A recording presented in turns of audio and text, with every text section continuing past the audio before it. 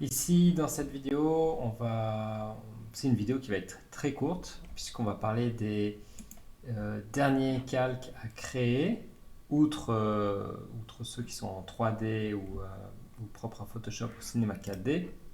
On va parler des calques d'effets. Dans cette composition, j'ai deux images. Et j'aimerais appliquer un effet qui est commun aux deux images.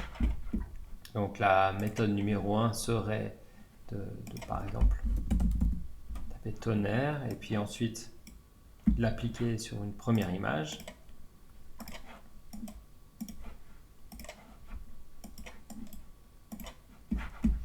Et puis ensuite, copier cet effet, sélectionner le deuxième calque et appuyer sur commande V. Mais de cette manière-là, le problème qu'on va avoir, c'est que je me rends compte que au lieu du bleu, j'ai envie d'avoir du vert.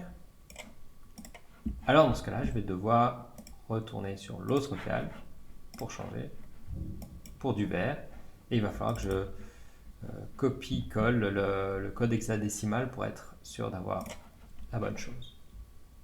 Et une autre manière de faire, on va supprimer les effets, c'est de créer un calque d'effet. Donc pour créer un calque d'effet, je suis dans ma composition, je fais clic droit, nouveau, calque d'effet. Automatiquement, le calque d'effet qui va se créer en fonction de la taille de ma composition.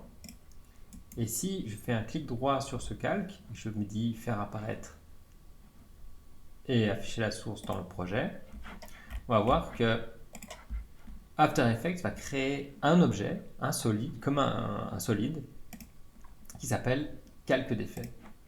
Dans ce cas-là, 2, parce que j'avais déjà créé par avant un autre calque d'effet. Ce calque d'effet se trouve au-dessus de... On va revenir à 0. Voilà. Ce calque d'effet se trouve au-dessus de mes deux autres calques. Et si maintenant j'applique toner sur cet effet,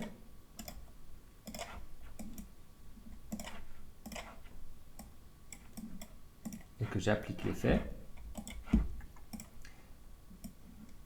l'effet va être le même pour les deux images. En fait, l'effet qui est appliqué sur le calque d'effet va être effectif sur les calques qui se trouvent en dessous de lui.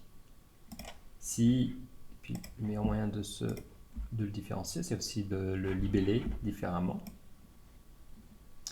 Et dans ce cas-là, en fait, contrairement à avant, j'aurais juste à changer ici ma valeur